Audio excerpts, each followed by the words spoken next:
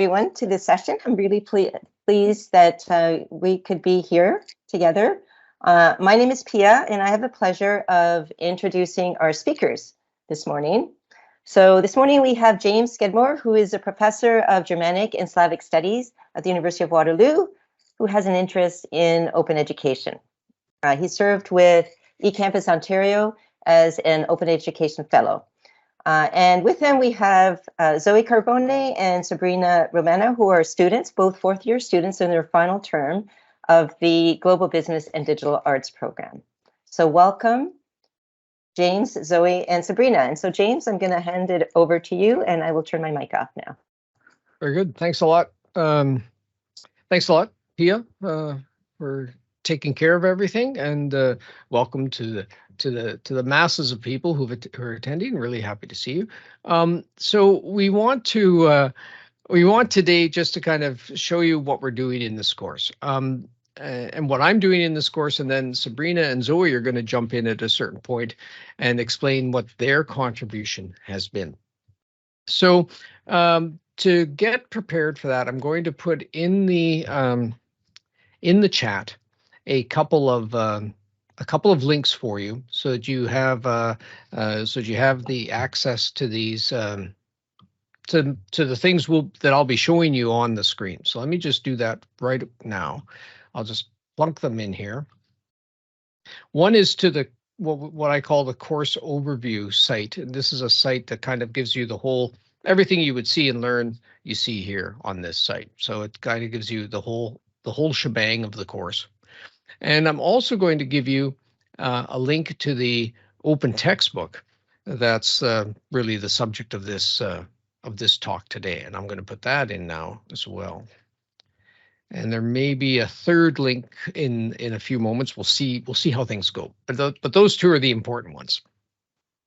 So this course is World Cinema and Visual Culture. It's a first-year course. It has about 150 students in it.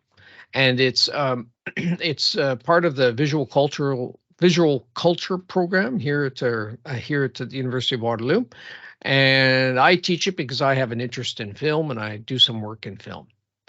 And for this course, it's an introductory course. I really view it as to give the students in the course an introduction to a couple of different things. It's like an intro film course.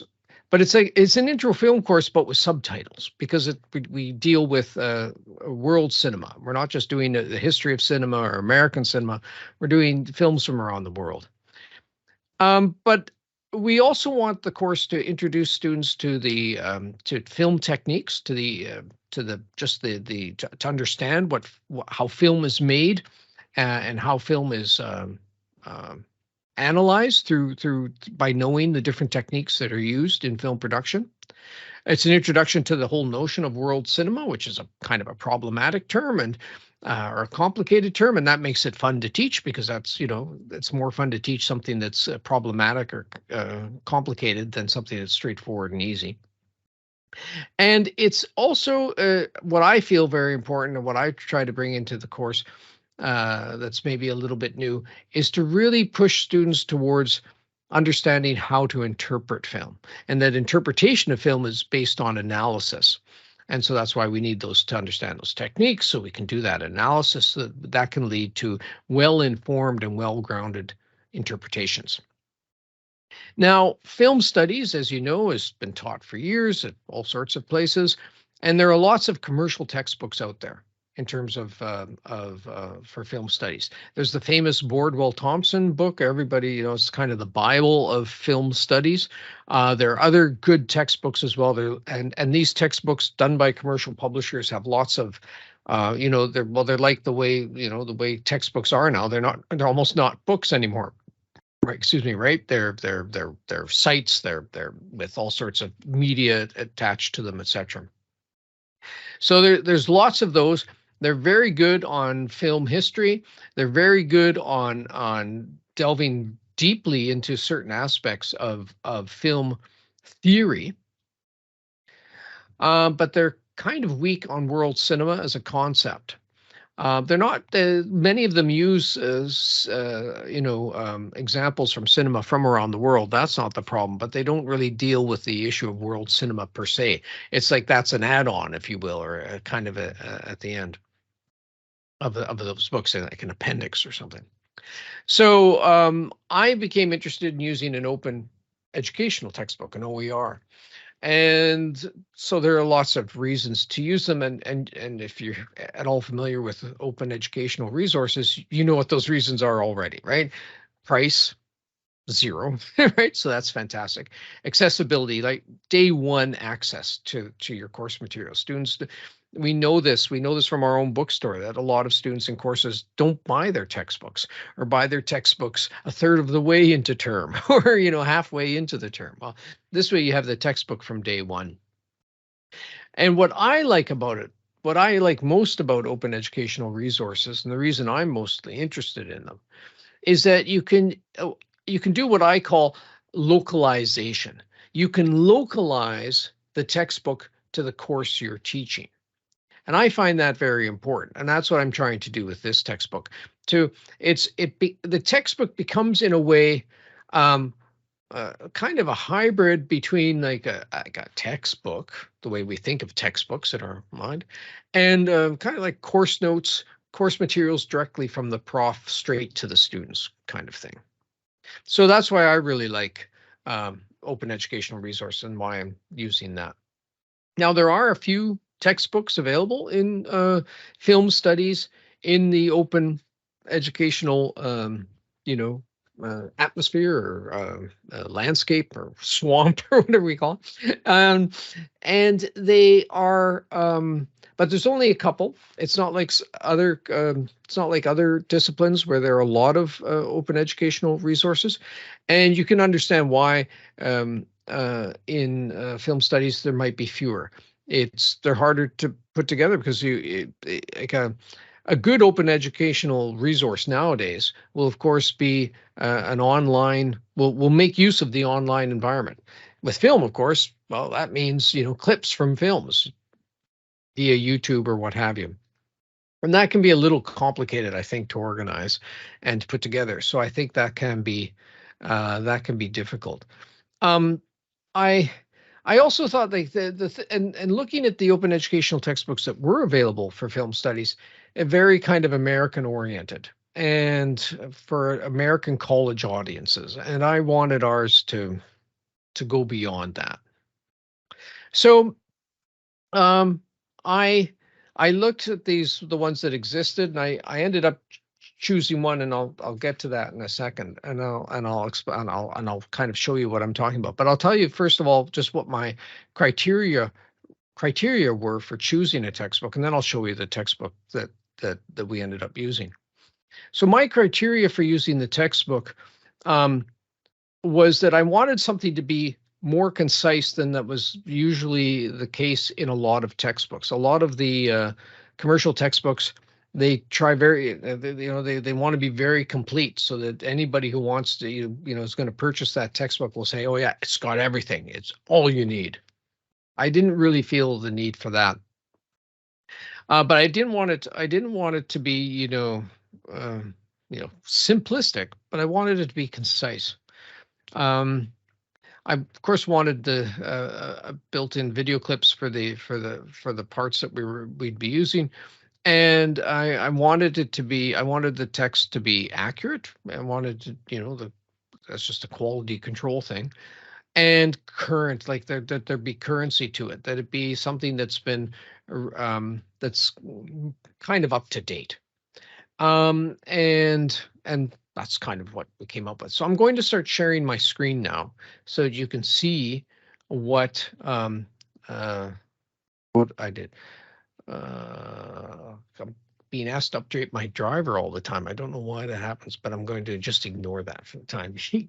So here's the textbook. You can see that now. This is Contemporary World Cinema, an Introduction to Movie and Pictures, James M. Skidmore. Now this is a work in progress. So if you've got the link to it now in the chat.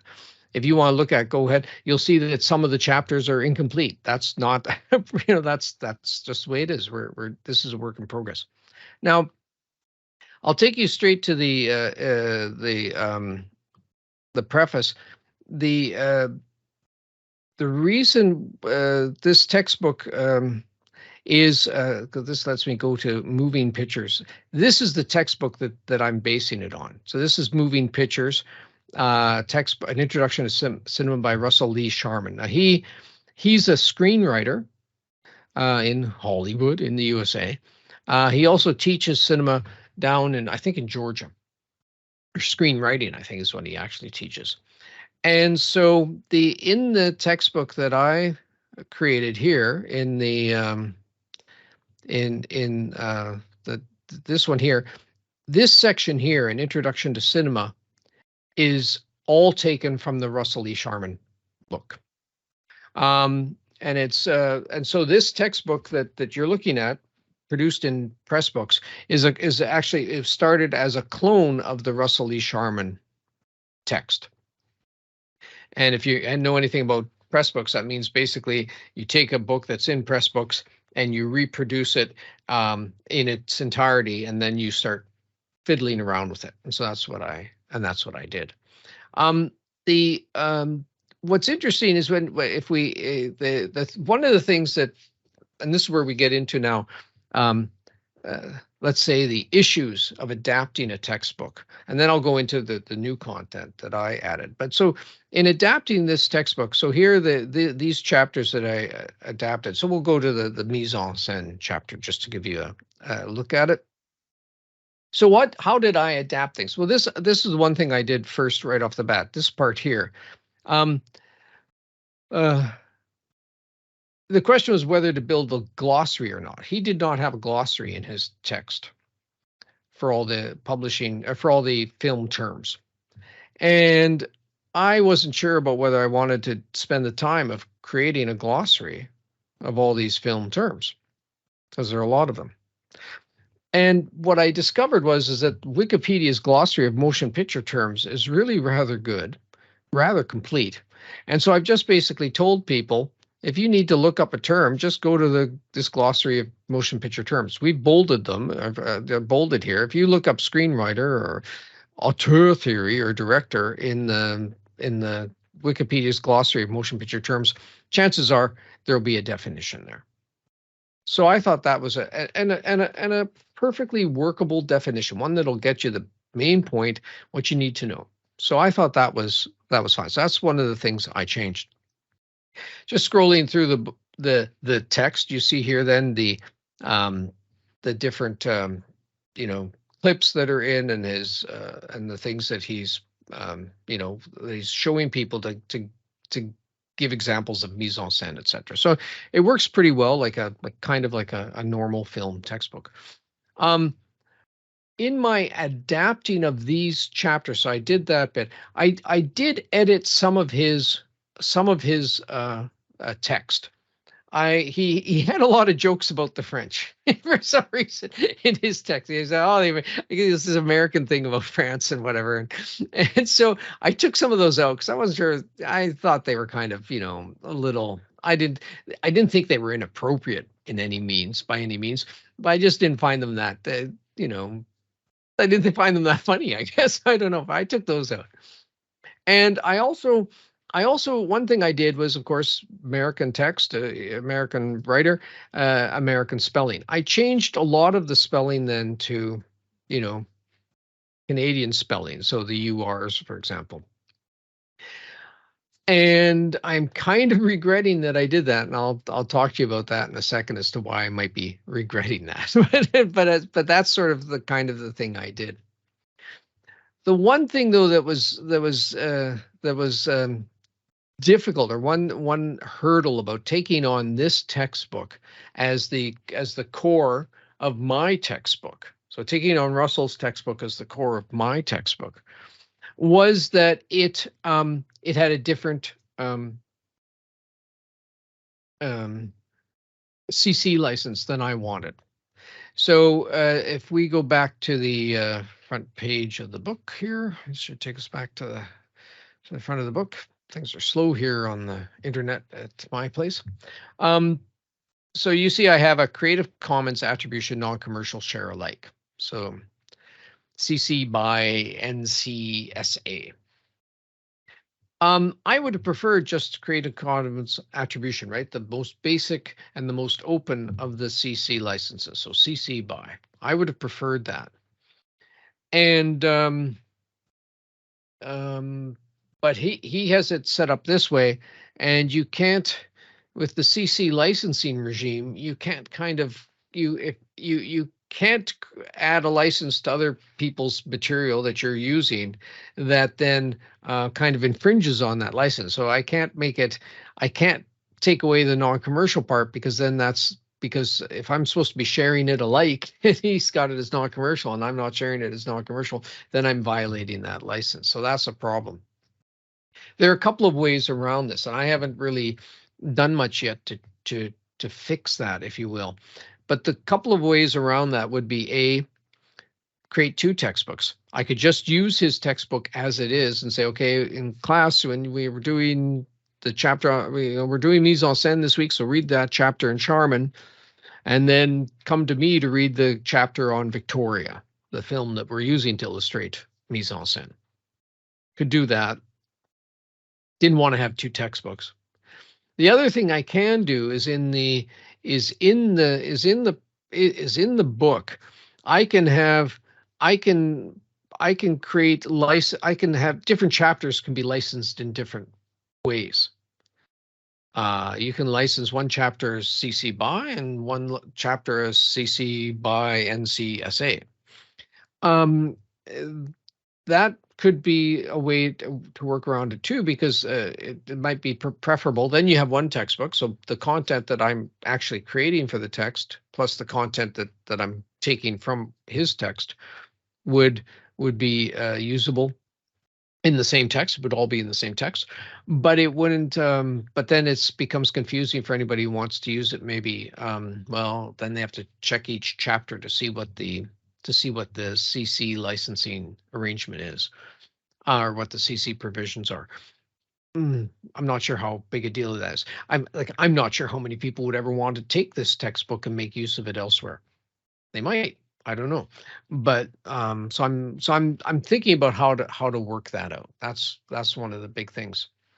So that's one of the considerations that I have about when you're adapting this text. One of the other considerations is then the sustainability of edits. So coming back to the color OUR versus OR, if Russell, for example, I'd written to him and told him I was using his text, and he wrote back and said, oh yeah, he's thinking of revising some of his text and he'll publish a new version of his text.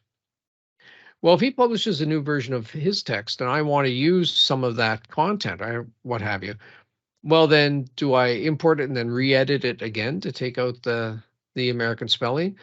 Do I re-edit it? Do I not re-edit it and just take it in and change that?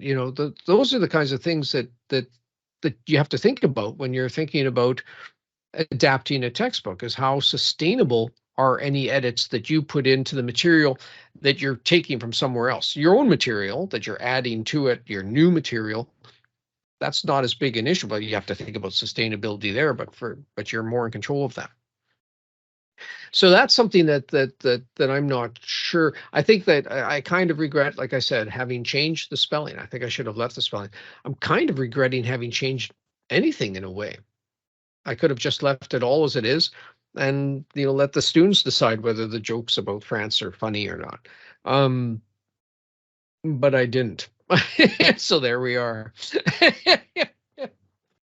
Now in terms of the adaptation of this textbook. So then the big change that I'm making is that, and we go back to the contents here, is adding this whole section on world cinema. So basically what I've done is I kept Russell Sharman's first part here, these chapters, an introduction to cinema. You'll notice right at the bottom there's an appendix, a brief history of cinema. I took that out of his text. That was in his text up at towards the front of the textbook, because what do you start with first? The history of cinema. Not important for our course. So, but I left it in there as an appendix. So I just removed it. I changed its order. I placed it further down. and I put it in there. He also had a couple of chapters which were very, very much addressing kind of an American audience, or kind of contemporary, like the contemporary situation in terms of filmmaking, i.e., there was a chapter on women in film and a chapter on representation, Black representation in film. Those are both important subjects, both interesting topics, but not really part of world cinema, in the sense of, you have 12 weeks to teach a course, and you can't do everything, and so certain things aren't as important. Representation of Black people in an American cinema is much different than me teaching a film that has that comes from, say, like a predominantly Black region of like, say, an African film or something like that. So it didn't fit into the text, into the course, those chapters, and so I just left them out completely. And then what did I do? I added some chapters, and so we're going to be talking about Victoria. So I'll open up the Victoria chapter. So I added this chapter on Victoria. Is it opening there? It's going to eventually. There we go. And Victoria is a film from Germany, 2015. And so the structure of my text, you'll see, is then I provide just some very simple information about the film. I give a link to the IMDb entry for the film. IMDb, the Internet Movie Database, it's owned by Amazon now, but it's basically created and maintained by volunteers, a lot of it, like the actual, all the information about the films. And it's pretty reliable. And this way people I don't have to give them all the information about who are the main people in the film, etc. They have it right there. That entry will not go anywhere. That IMDb is going to be around for a long time to come. And then a couple of reviews that I think are worthwhile reading. And so each chapter will be structured like this, and then there will be some of the commentary that I do about the film, and then it'll and then there's a section on questions at the end, but Sabrina and Zoe are going to get into that, so I won't talk too much about that. What I do want to talk about now, though, is how and this is then to lead into how I'm getting students involved in the text. So I've talked about the adaptation part of the whole process, but now about how to involve students in the course itself. And I'm going to switch now to my course overview page for the course. And if we go to, say, the Victoria page for the course, so this shows you then. Students had access to this so that they knew what they had to do prior to the lecture. Some of the topics that would come up in the lecture, and they would be listed there, and then the things they would have to do after the lecture. All of that's there. And that's all good, etc. And a lot of that lecture stuff will then inform the actual what I wrote about the film in the book. And so if the students have been at the lecture, etc., they'll see things. This map, for example, was in the lecture, other things like that. They'll see these things. And then student questions, this section in the text, are based on questions that students were asked to pose in their activities in the class. But what's really important to me in terms of bringing in the student voice, and that's where Sabrina and Zoe are going to come in and really give us a good sense of things, is that with the student voice, it's really about localizing the content even further. It's about making that content so kind of realistic or authentic, if you want to use that term, for the students who are right with you in the course. And I think that's really important to do. It's really just bringing them into the actual creation of the excuse me, of some of the content. Now, this has been done in other courses. I'm showing you Mark Morton's. Mark Morton did this in 2003, where he took a text, an old text from, I don't know, the 1500s, I believe, a Renaissance text. And students did the annotations of this text. And then there are other open textbooks where students have provided like Wikipedia kind of information, background on authors, for example, in an English course, or the students collect an anthology of, now out of copyright old stories that they collect, and they provide then some other information, some wraparound information for that, etc. And so those approaches have been done in different in different ways. And the approach I'm taking here is not having students create material so much as to involve in students in the interpretation of the films, because as I said at the beginning, interpretation is one of the key aspects of the whole thing. And it's really important that in that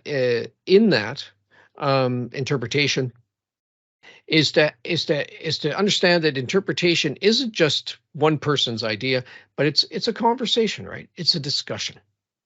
Now, I've been monologuing. I've gone over a couple of minutes longer than I expected to speak. So I'm going to stop there, because I'm going to then turn it over to Zoe and Sabrina. These are two students who I just asked. I got to know them a little bit in the course because they sat near the front and they were there, and I would chat with them before class, and I would tell them stupid jokes, and they would laugh, because, you got to laugh when the prof says something that he thinks is funny, and that kind of thing. And but I really liked talking to them. And so I asked them after the course if they would work with me on figuring out a way to bring more of their voice into this textbook. And so let's turn it over to Zoe and Sabrina, and to hear what they're adding to the textbook. Awesome. Thank you, Professor. Yeah, thank you. Yeah, so in terms of what we're adding, as mentioned, Zoe and I are GBDA students, so that means that we've gotten the chance to do a lot of creative work throughout our undergrad. So when we were presented with this opportunity, not only did we want to incorporate content ideas into the textbook, but we wanted to include design ones as well. So I'll let Zoe take it away with the content ideas first. Thanks, Sabrina. So the way that we went about inserting our voice into the textbook was as follows. So first, we read through the existing textbook material again, as well as cross-referenced with the notes we each took in class.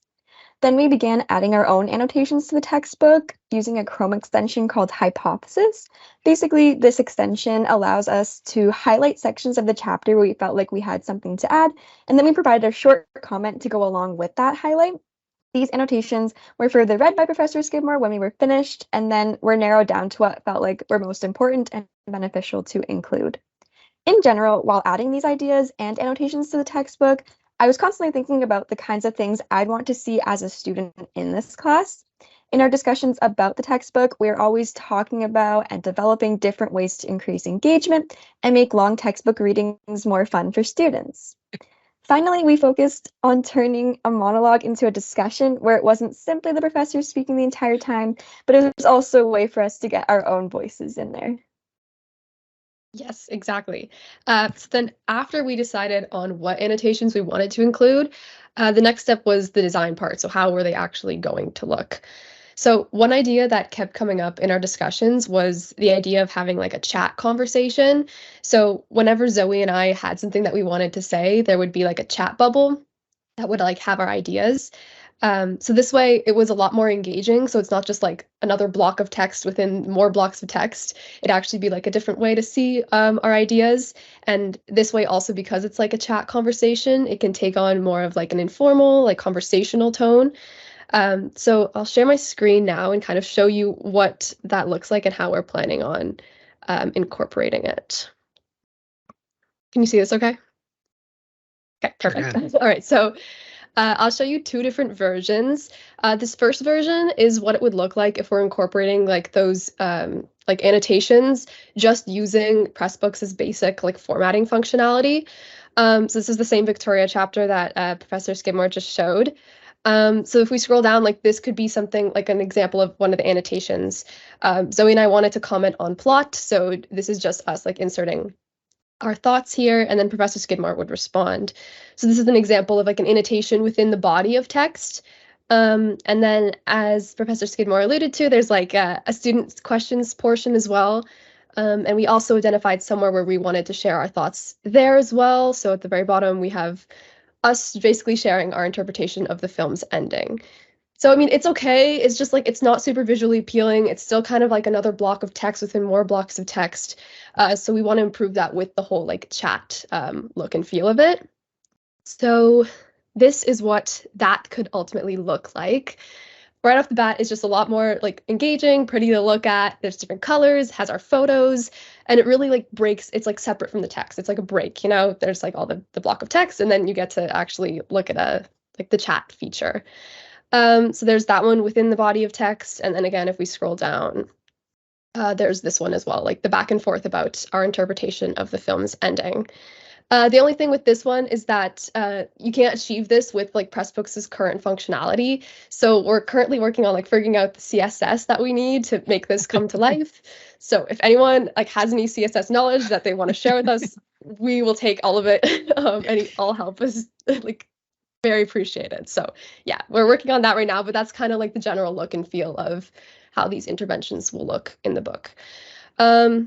And then the other part that we wanted to improve from a design perspective was this map here. So I know, Zoe, I'll let you take it away with our vision for this map. Yeah, so what you're currently seeing now is a screenshot from Google Maps that Professor Skidmore created to show basically all of the different locations Victoria goes throughout the film. And although it serves its purpose, we felt like we could make it a little more visually appealing. So I have some experience with After Effects, and Sabrina is an excellent designer. So we're envisioning creating an animation where you see Victoria, the protagonist, walking or even driving around to each of the different locations, and you get to see the route that she takes throughout the film. These locations would also be numbered so that students would be able to scroll down to see photos of the actual locations taken by Professor Skidmore himself. I was muted. Okay, there we go. Thanks, Zoe. I'll stop screen sharing now and hand it back over to you, Professor.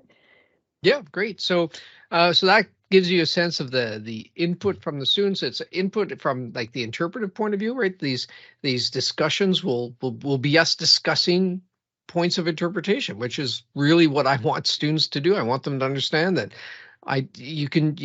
there's no right way to think about these films.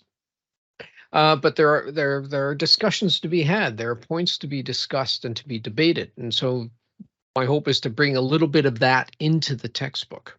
And then, of course, the these GBDA students, they think they know everything, of course, and so they're in terms of design, and so they say, oh, this looks ugly, we could change this, so, which is great. That's why I ask people in to get involved. So it's been great to have them involved because they've just got lots of enthusiasm for just making things look better and to do things well, and I love that. The other thing that I've really enjoyed about working with Zoe and Sabrina is working with them, and they're sharing my vision to kind of subvert this kind of rote nature of textbooks. I mean, one of the problems with textbooks is that I think students, as soon as they receive a textbook, they kind of they read it in textbook mode, right? It's like we have different modes of reading in our brains. Oh, pleasure reading. Oh, I read with engagement and enthusiasm. Textbook mode. Oh, I just to highlight things, and so we want to get away from that. And their ideas are helping to do that. Another takeaway is that, you need time to do this, right? You need time for these ideas to come together. And I've actually preferred doing this outside of the class. So the class ended in December, and Sabrina and Zoe and I started meeting in January and coming up with some of these ideas. And I've actually, even though you kind of wish, if you could do it all in the class and get it all right there and done, and students would have it right then, yeah, sure, that'd be great. But there's something about taking the time to let ideas kind of percolate and to have some space to brainstorm without any kind of pressure, and that's been really helpful. And I think, and like I say, like in terms of my interest in localizing textbooks, as I put it, what's been reinforced in working with Zoe and Sabrina has been that is just having the time and taking the time to work on this has been so stimulating, because it's just stimulating to work on this kind of intellectual enterprise. It just, you have this direct connection to students and their learning with the students that you're working with. And I think that's fantastic. It takes time, of course. It's so great, but that time it's really well spent. Every time I have a conversation with Zoe and Sabrina, I come away from it enthusiastic for the ideas, and having learned having to say, yeah, this is something else we can add. Here's something else we can do. This is something else we can try to teach students. So for me, that's been the takeaways from the whole process. But I'll let Zoe and Sabrina explain have their say. Yeah, totally agree. I got 3 takeaways of my own. First is that you don't need to be an expert to be included in a textbook, apparently. Like as we've been doing this whole process, I realized that I really don't know much about cinema, but that's okay. And my novice ideas still have merit, and I think other students would be interested in hearing them as well. So that's been one big learning. Also, I know we keep hammering the whole like student voice, but it really is so true. Education is so much better when it's not one-sided.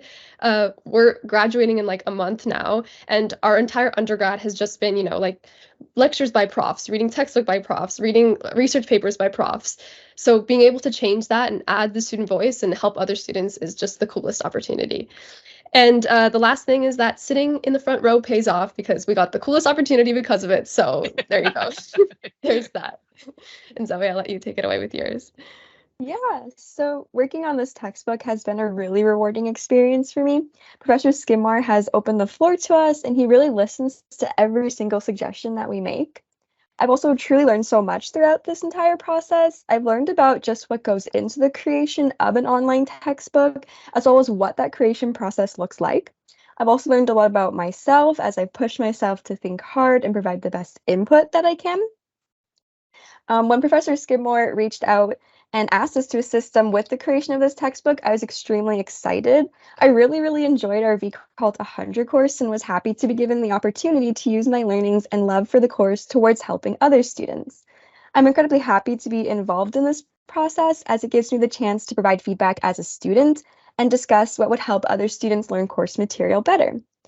Overall, I'm so grateful to Professor Skidmore for providing me with the opportunity to work with him on the textbook he's creating. He is extremely passionate about his work, dedicated to his students, and this is all reflected in how he goes about crafting this book. I'm so honored to be able to work alongside him and collaborate with him in this process.